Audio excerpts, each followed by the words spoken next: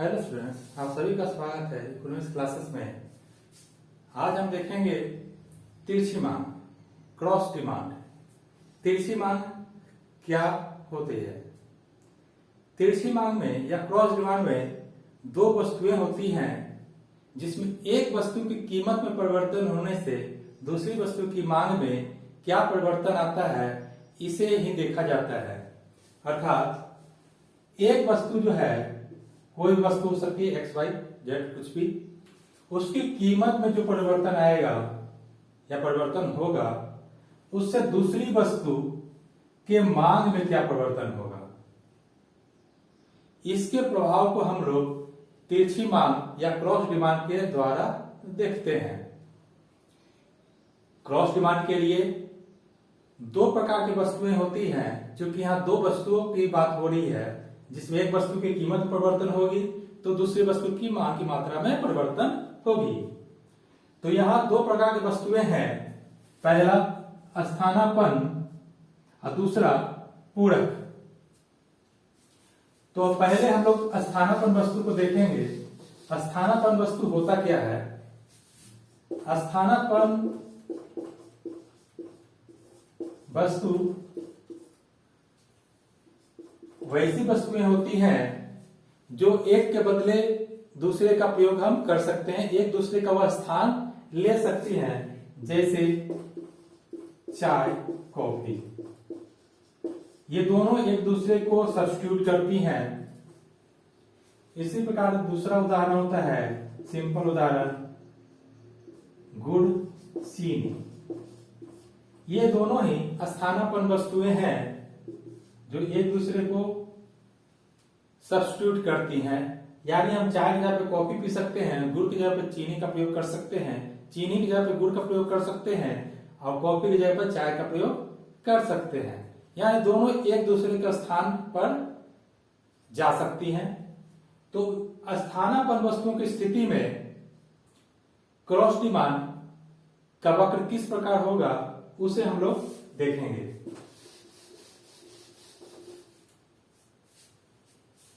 इसमें एक वस्तु की कीमत और दूसरे वस्तु की मांग की मात्रा को दिखाया जाता है। ये वाई स्क्वायर या एक्स, इधर हम लोग वाई वस्तु की कीमत में परिवर्तन, इधर एक्स वस्तु की मांग में परिवर्तन को देखेंगे। यानी यहां कीमत परिवर्तन होगा तो एक्स वस्तु की मांग में क्या परिवर्तन होगा। इधर वाई पी लिखेंगे, प्राइस ऑफ वाई। इधर हम लोग एक्स वस्तु की क्वांटिटी एक्स लिखते हैं। तो इनिशियल स्थिति हमारी ये है, प्रारंभिक स्थिति हमारी ये है। यानी वाई वस्तु की जब कीमत इतनी थी तो हम एक्स वस्तु की इतनी मांग की मात्रा कर रहे थे। अब परिवर्तन करते हैं, पहले वृद्धि की ओर देखेंगे। जब वाई P1 हो जाए, यानी जो स्थानापन्न वस्तु है, एक वस्तु की कीमत में वृद्धि हो जाए तो क्या होगा? तो जो दूसरी वस्तु है उसकी मांग में वृद्धि हो जाती है। इसका रीजन ये है, मांग के कीमत मांग के अनुसार जब भी किसी वस्तु की कीमत में वृद्धि हो जाती है तो उपभोक्ता उसकी मांग कम कर देता है, तो उसके बदले वह दूसरी वस्तु की मांग करेगा।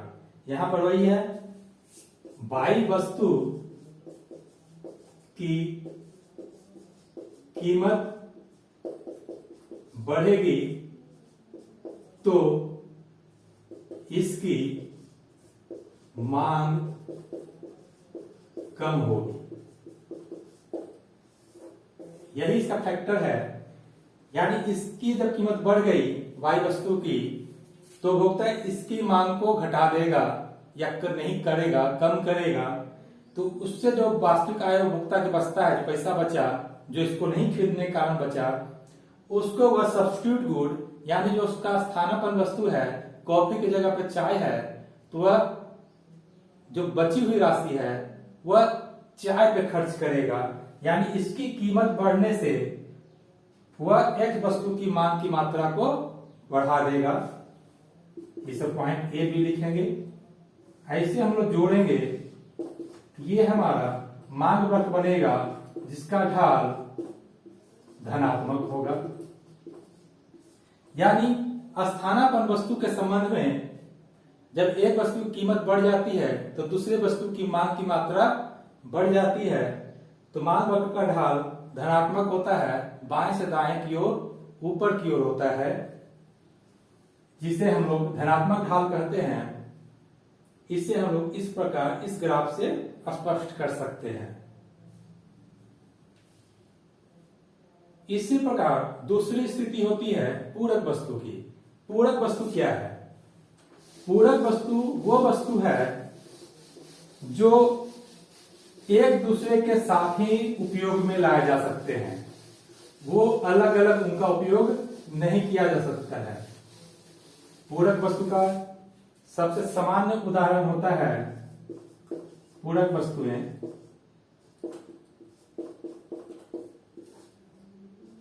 वाहन, अब पेट्रोल या डीजल हम लोग लिख सकते हैं। वाहन का पेट्रोल इसका सबसे सामान्य उदाहरण है पूरक वस्तु का, क्योंकि पेट्रोल नहीं रहेगा तो वाहन नहीं चलेगा। यदि वाहन कम है या नहीं है तो पेट्रोल भी नहीं बिकेगा। या दोनों जब भी यूज होंगे तो एक साथ ही होंगे। तो ऐसी वस्तुओं का जो एक साथ में प्रयोग किए जाते हैं, जिनका एक दूसरे के बिना काम नहीं चलेगा, तो पूरक वस्तुएं कहलाती हैं। इसका ग्राफ हम लोग इस प्रकार देखेंगे, जिसका जो रेखा चित्र बनेगा इस प्रकार का होगा। इधर वाई वस्तु की कीमत रहेगी, इधर एक्स वस्तु की मांग, इधर हम वाहन लिख सकते हैं, इधर हम लोग पेट्रोल लिख सकते हैं।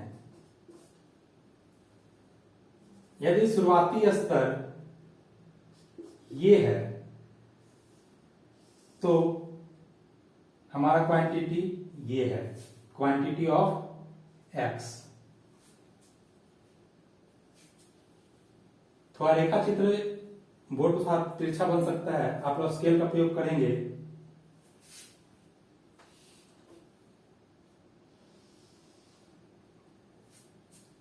अब हम लोग पूरक वस्तुओं के लिए देखेंगे।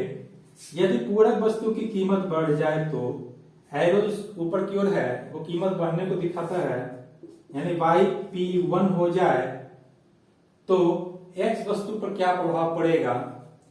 तो यहां पर है, यदि वाहन की कीमत बढ़ जाएगी तो उसकी मांग घटेगी। अर्थात जब वाहन की कीमत बढ़ गई तो वाहन की बिक्री कम होगी, वाहन कम बिक्री होगी तो पेट्रोल की मांग भी घटेगी।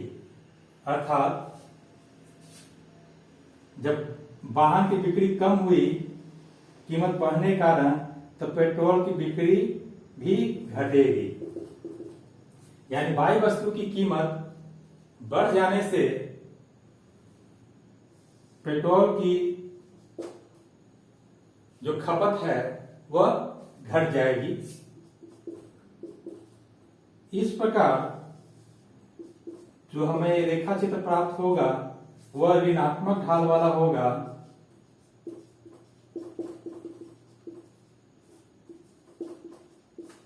जो बताएगा कि पूरक वस्तुओं की स्थिति में जब एक वस्तु की कीमत बढ़ जाती है तो दूसरे वस्तु की मांग की मात्रा घट जाएगी। ये हमारा क्रॉस डिमांड की व्याख्या है, जिसे आप लोग प्रैक्टिस करके घर में आराम से बना सकते हैं, देख सकते हैं कि क्या दोनों में अंतर पाया जाता है। धन्यवाद।